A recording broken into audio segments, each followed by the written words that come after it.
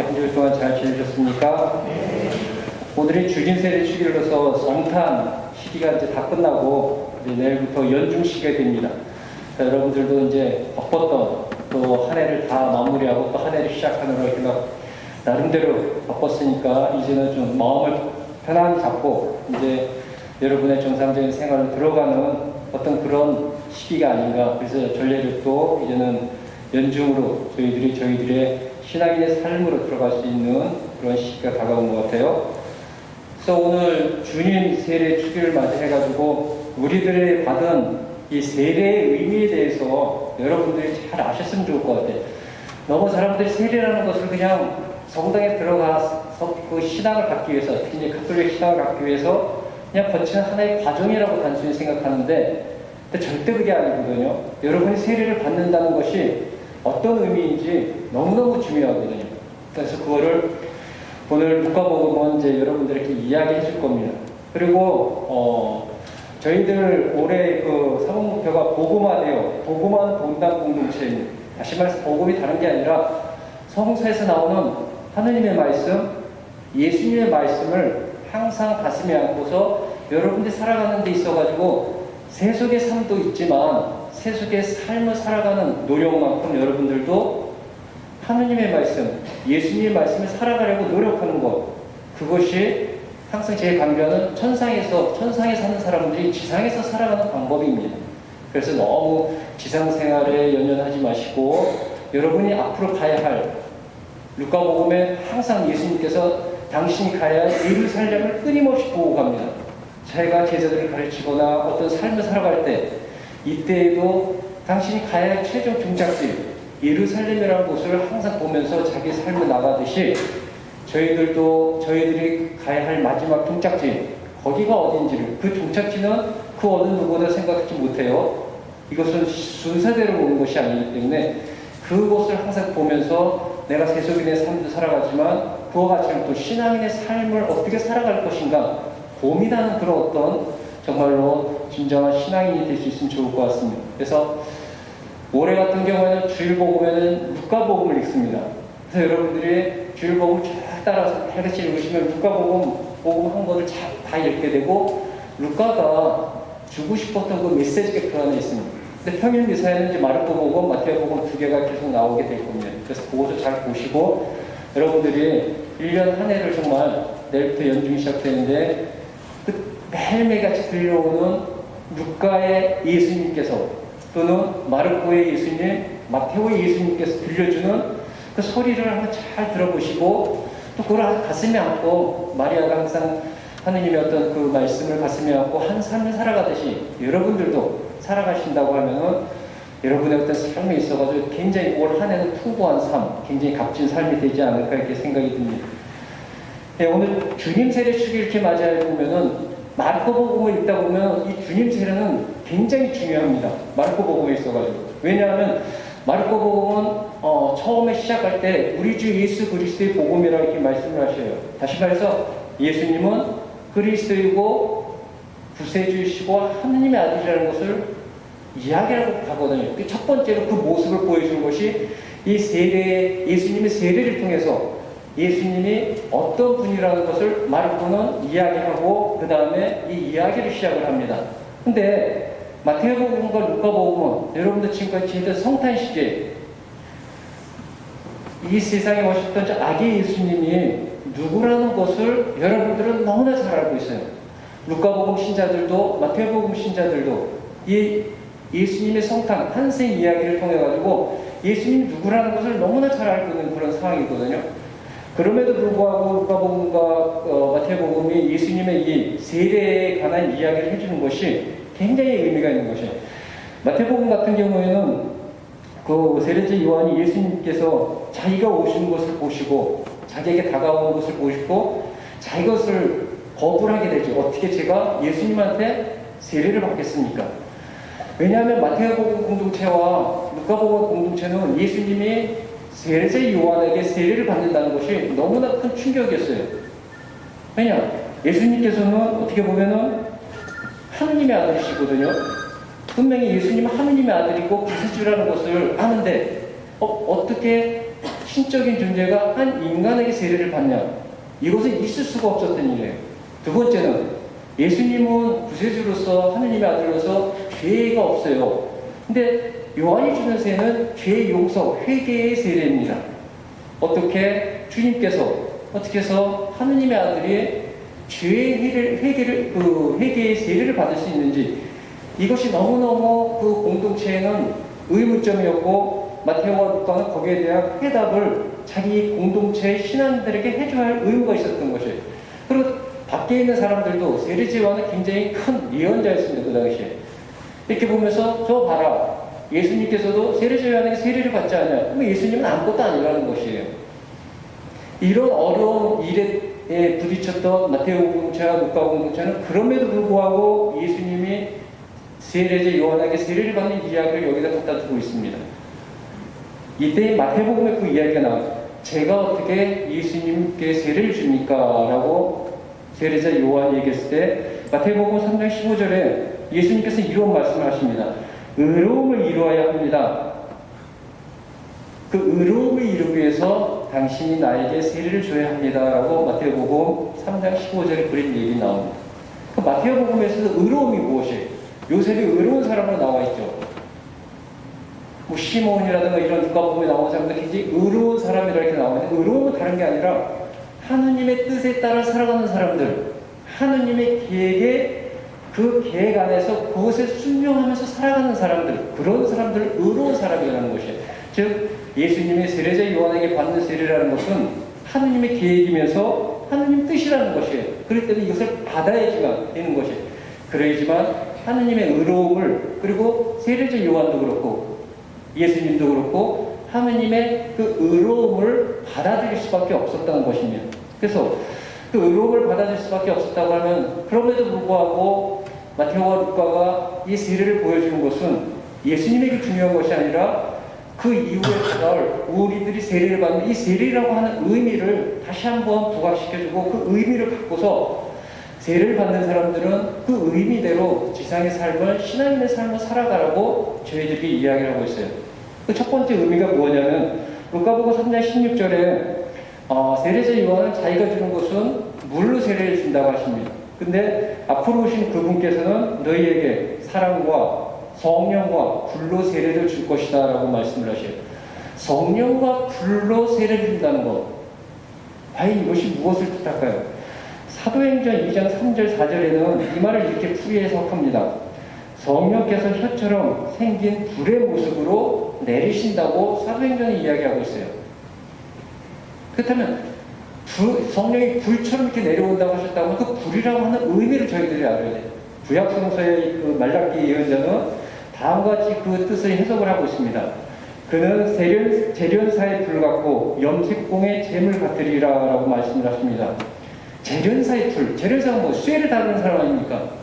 쇠를 녹여가지고 강한 불을 강하게 하면 할수록 그 쇠의 순수한 그 물질로 변화되는, 정화시키는 그런 모습의 그 뜻을 나타내는 것이거든요. 그러니까 성령의 불로 우리가 내려온다는 것은 재련사가 강한 불을 통해서 그 수입물을 가장 깨끗하고 순수하고 그러한 정화의 단계를 거치는 방법을 사용하듯이 이 성령의 불은 우리 인간들을 정화시키는 그런 역할을 한다는 것입니다. 그래서 우리들이 가지고 있었던 죄, 저희들이 정말로 하지 말아야 했던 그런 어떤 행동이라든가 말이라든가 그런 어떤 삶, 이런 것들을 이 세례를 통해서 성령의 불로 저희들을 정화시키고 저희들이 순수 그 자체를 만들어 주신다는 것이에요. 그래서 여러분들이 그 세례를 받을 때 되면 용서는 안 그러지만 옛날 예수님 시대 때, 그리고 많은 개신교 침례교회에서든가 이런 데서는 그런데 세례를 줄 때 물속에 집어넣고 그 다음에 다시 나오게 합니다. 이 침수라고 하는 뜻이 바로 나의 모든 죄, 나의 그 하느님 앞에서 부끄러웠던 이 모든 죄들을 용서받는 죽음을 뜻하는 것이거든요. 그리고 물속에 들어가서 상승할 때, 이 상승은 다시 말하면 부활을 뜻하게 됩니다. 새로운 사람으로서, 다시 말해 여러분, 그리스도인으로서 새롭게 부활하신다는 뜻이에요. 그래서 그런 어떤 삶을 살아가라고 하는 것이 어떻게 보면 이 세례의 뜻이듯이 이 성령의 불이라는 것은 여러분을 정화시키고 여러분이 가지고 있었던 정말 하느님 앞에서 너무너무 부끄러운 그런 일들, 그런 어떤 행동들, 그런 삶들을 깨끗이 정화시킴으로써 이제는 그리스도인이라고 하는 새로운 한 사람으로서 여러분이 부활해서 그런 삶을 살아간다고 그 사도행전 2장 3절과 말라기 3장 2절에서 그 말씀을 하고 계십니다. 그 두 번째는 이 그 성령이라고 하는 것은 어떻게 보면 하나의 도구로서 내가 성령을 이용해가지고 성령을 통해가지고 이 무엇을 만든다는 것이 아니라 항상 우리는 성령 안에 그 안에 우리가 현존하고 활동을 한다는 뜻입니다. 그래서 성령께서 이끌으시는 대로 우리가 거기에 따라가는 삶이 우리 어떤 세례를 받은 사람들의 삶이라고 이야기를 하고 있는 것이죠. 예수님조차도 루카복음 4장 1절에 성령이 이끌려 광야로 가셨다고 말씀을 하셔요. 세례를 받고 나서 첫 번째 했던 일이 뭐냐면은 광야로 가는 거거든요. 모든 복음서가. 근데 가는 게 자기 의지로 간 것이 아니에요. 성령께서 이끌어가지고 성령에 의해서 가진 것이에요. 다시 말하면 우리도 우리 그리스도인의 삶이라고 하는 것은 내 자신의 의지대로 살아가는 것이 아니라 성령께서 움직이는 대로 내가 거기에 맡겨서 내가 그 흐름대로 살아가는 것, 그것이 진정으로 세례를 받은 성령을 통해서 세례를 받은 사람의 참 모습이라는 것이에요. 많은 사람은 어떻게 보면 그런 성령의 삶의 어떤 그 방향을 틀어서 자기 의지대로 밖으로 자꾸 빠져나가려고 하는 그런 삶을 살아가는 것이 우리들의 어떤 그런 본 모습이 아닌가. 근데 정말로 여러분들이 성령을 통해서 세례를 받았다고 하면 항상 그 성령이 어떤 분이시고 어디에 계신지 끊임없이 성령께 무엇을 찾으면서 그 성령이 이끄는 그 안에서 여러분들의 삶을 이끌어가면서 여러분이 거기에 따라가는 그런 순명의 삶을 살아가는 것이 그것이 진정한 그리스도의 삶이라는 것을 또한 이 그 루카복음은 저희들에게 이야기를 해주고 있습니다. 세 번째는 마태복음 3장 11절 12절에 읽어보면 세례를 두 개의 세례로 나눠요. 성령의 세례 그리고 불의 세례로 나누게 있습니다. 그렇다면 이 성령의 세례는 루카복음에서 얘기했던 것이 똑같아요. 하느님의 어떤 정화 단계를 거쳐서 그리스도인으로서 부활하는 그런 새로운 삶이에요. 그런데 불의 세례라는 것이 무엇이냐? 이것은 하느님의 진노라고 해석을 하고 있습니다. 여러분들이 하느님의 말씀대로 살아간다고 약속했음에도 불구하고 그런 어떤 삶을 망각하고 잊어버리고 여러분 세속의 그런 삶대로 흘러가면서 하느님을 옆에 제끼어두고 어떤 때는 하느님을 잊어버리고 살아가는 그런 삶이라고 하는 것은 여러분 성령의 세례를 받은 것이 아니라 불의 세례를 받은 사람의 모습이라고 해서 그것은 하느님의 진노를 받는다고 이야기를 하고 있습니다. 그렇게 하면서 마태복음 3장 12절에 알곡은 곳간에 모아두시고 쭉정이는 꺼지지 않는 불에 태워버리실 것이다 라고 말씀을 하셔요. 정말 여러분들이 성령의 세례를 받아서 정화의 그런 그리스도의 삶을 살아간다고 하면 여러분이야말로 하느님의 나라에서 하느님의 사람으로 살아가지만 그런 삶을 살아가지 않았을 때는 하느님의 나라가 밖에 있는 어떻게 보면은 별로가 좋지 않은 그런 삶이라는 것이에요. 불에 버렸다는 것은 없어지는 거 아니에요. 불에 태워진다는 것은 소멸하는 것이 아니에요. 그렇다면 여러분의 삶은 이 지상의 삶으로부터 소멸해지는 것이에요. 그 이상이 없는 것이에요. 이런 삶을 살아가는 것이 어떻게 보면은 불의 세례를 받은 사람의 삶이라고 마태복음은 저희들이 이야기하면서 항상 이것을 명심하고 신앙인으로서 이 지상의 삶을 살아가라고 마테오의 예수님은 저희들에게 이야기를 하고 있다는 것입니다. 다시 말하면 여러분들은 이 세례를 받고로서 하나의 정화의 사람으로서 그리스도인으로서 살아가는 그런 삶을 살아가라고 여러분들에게 이야기를 하고 있습니다. 또 두 번째는 예수님께서 세례를 받고 루카복음에서는 그 다음에 기도를 하였다고 합니다. 근데 루카복음에서 기도는 굉장히 중요한 것이에요. 기도를 하고 그러고 났을 때 하늘에서 목소리가 성령이 내려오고 하늘에서 목소리가 내려왔다고 이야기를 하고 있죠. 3장 22절에 이는 내가 사랑하는 아들 내 마음에 드는 아들이다 라고 말씀을 하십니다. 그럼 이 아들이 어떤 아들이겠어요? 이 아들은 벌써 루카복음은 이야기가 됐어요. 루카복음 1장 31절과 35절에 다음 같은 말이 있습니다. 보라 이제 네가 잉태하여 아들을 낳을 터니 그 이름을 예수라 하여라 라고 했습니다. 하느님께서 얘기하신 내 사랑하는 아들 내 마음에 드는 아들 그 아들의 이름은 예수입니다. 그리고 1장 35절에 천사가 마리아에게 대답하였다. 성령께서 너에게 내려오시고 지극히 높으신 분의 힘이 너를 덮을 것이다. 그러므로 태어날 아기는 거룩하신 분 하느님의 아드님이라 불릴 것이다 라고 얘기합니다. 즉 아기의 이름은 예수님이에요. 예수님은 거룩한 분이고 하느님의 아들이라는 것을 마태는 벌써 예수님께서 탄생하는 그런 성탄 이야기에서 이야기를 하고 있는 것이에요. 너무나 잘 알고 있는 것이에요. 그래서 예수님께서는 이 세례를 받으심으로써 첫 번째로 정화의, 즉 하느님이 거룩하고 순수하듯이 가장 순수한 사람의 모습으로서 우리들 앞에 세례의 모습을 나타나시고, 두 번째는 거룩하신 분, 그리고 하느님의 아들로서 나타났다는 것을 이 세례를 통해서 저희들에게 이야기하고 있습니다. 이 뜻은 마르코복음에서는 바로 이 예수님이야말로 거룩하시고 하느님의 아들이라는 것을 나타내지만, 루카복음과 마태복음은 벌써 예수님의 탄생이기 때문에 이 이야기를 하고 있습니다. 그렇다고 하면 이 주님 세례, 이것은 마태와 루카는 무엇을 의미하는 걸까요? 어떻게 보면 예수님 위에 세례를 받는 모든 사람들에게 이 의미가 있다는 것이에요. 즉 여러분이 세례 때 분명히 세례를 받음으로써 예수님께서 받으셨던 그 성령의 불, 그 성령의 불을 통한 여러분들이 완전히 정화의 단계를 거친 순수 그 자체가 되셨다는 것이에요. 두 번째는 바로 예수님께서 거룩하신 분이고 하느님의 아들이었듯이 여러분이 세례를 통해서 여러분도 거룩한 사람이 된 것이고 하느님의 아들이 되셨다는 것이에요.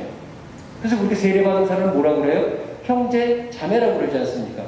요한복음은 예수님을 마지막 예수님 십자가상에서 예수님께서 그러셨죠. 어머니 마리아에게 내가 당신의 아들입니다. 그리고 그 아들에게는 이분이 너의 어머니이다 라고 말씀하심으로써 예수님의 어머니, 또 제자들의 어머니, 제자들의 어머니는 요한복음에서 교회를 뜻하는 것이고 신앙인들을 뜻하는 것이거든요. 그래서 예수님과 우리는 형제가 된 거예요. 형제 자매지간이 된 것이에요.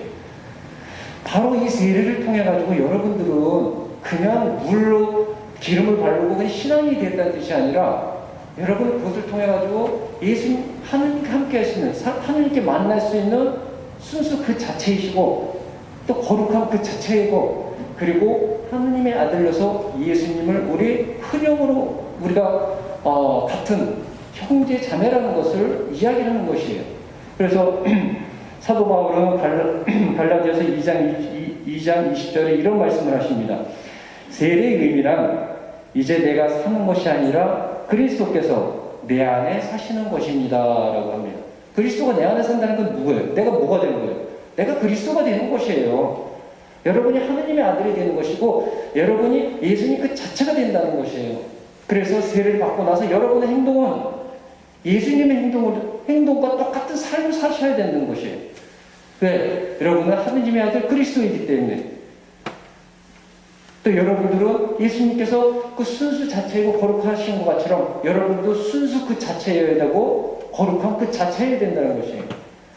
그러한 어떤 세례의 큰 의미를 갖고 내가 자부심을 갖고 그걸 항상 내 자신에게 이야기를 해주고, 어찌 때는 여러분들이 세뇌교육을 하다 그 세뇌교육을 내 자신에게 하듯이 여러분의 세속의 삶은 여러분 자체가 그리스도의 삶을 여러분들의 사람들에게 보여주는 것, 그것이야말로 진정으로 세례받은 사람들의 어떤 모습이고, 또 그와 같이 보이지 않는 사람은 마태복음에서 얘기했던 불의 세례를 받아서 하느님의 나중에 진노로서 여러분들은 정말 이 세상의 삶을 마지막으로 여러분들은 어떻게 보면 불과 같이처럼 소멸되듯이 소멸되는 그런 삶밖에 안 된다는 것이에요. 이런 것을 모르고 저희들은 세속의 삶에 그냥 쌓여가지고 거기에서 헤어나오지 못해서 또 거기에서 만족을 하려고 여러분 몸부림치다 보면은 결국은 여러분의 삶의 모습은 행복 그 자체가 아니라 불의 그 자체의 한 삶을 살아갔던 사람이 아니었던가. 그래서 이제는 조금 더 세례를 받은 사람으로서 내가 이제 연중 첫날을 내고 시작을 합니다.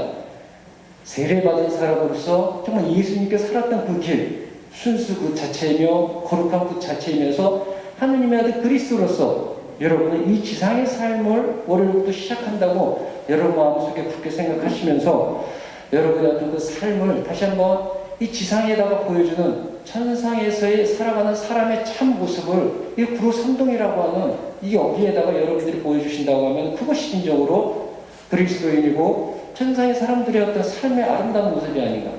그런 모습 끊임없이 내 자신에게 인식시켜주면서 그 그림을 그리고 꿈을 꾸면서 여러분들이 살아갔을 때 여러분의 삶에서는 나도 모르게 성령께서 여러분들을 함께 해주신다는 결코 잊지 마십시오.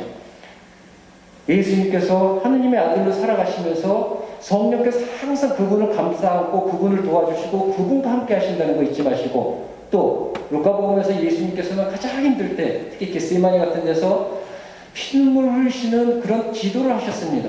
이때 천사가 나타나서 예수님의 그 고통을 싹 걷어가는 그런 모습, 바로 우리가 지상의 삶을 살 때 정말 신앙인으로서 결코 쉽지 않은 그런 삶입니다. 예수님조차도 마르코복음에서는 당신의 아버지에게 정말로 힘든 그런 어려운 기도를 저희 하느님 왜 저를 버리셨나이까 라고 하는 고통의 고민의 어떤 기도를 했듯이, 우리가 그런 어떤 삶에 부딪혔을 때 여러분이 루카가 보여줬던 루카 예수님처럼 끊임없이 여러분의 아버지의 아들이십니다. 그 하느님께 손 내미세요. 청하세요. 그리고 그분께 함께 해달라고 여러분이 기도하신다고 하면은 여러분과 함께하고 있는 성령께서 여러분의 마음을 하나님께 그대로 와서 전달해 준다는 것이 루카복음서의 어떤 그 이야기입니다. 그래서 다시 한번 저희들이 이제 연중의 삶을 살아가는 저희가 받았던 세대의 삶의 의미를 다시 한번 생각해 보면서 그 삶에 따라 살아가려고 부단히 노력하고, 또 그런 가운데 어렵고 어떻게 보면 시련이 닥쳐올 때 또 하느님께 끊임없이 기도할 수 있는 그런 어떤 진정으로 아름다운 천상에서의 살아가는 사람으로서의 어떤 그 성공 신앙인이 될 수 있도록 다시 한번 마음 가지면서 오늘도 내일도 최선을 다할 수 있는 그런 그로 성공 신앙인이 되기를 기도드리겠습니다.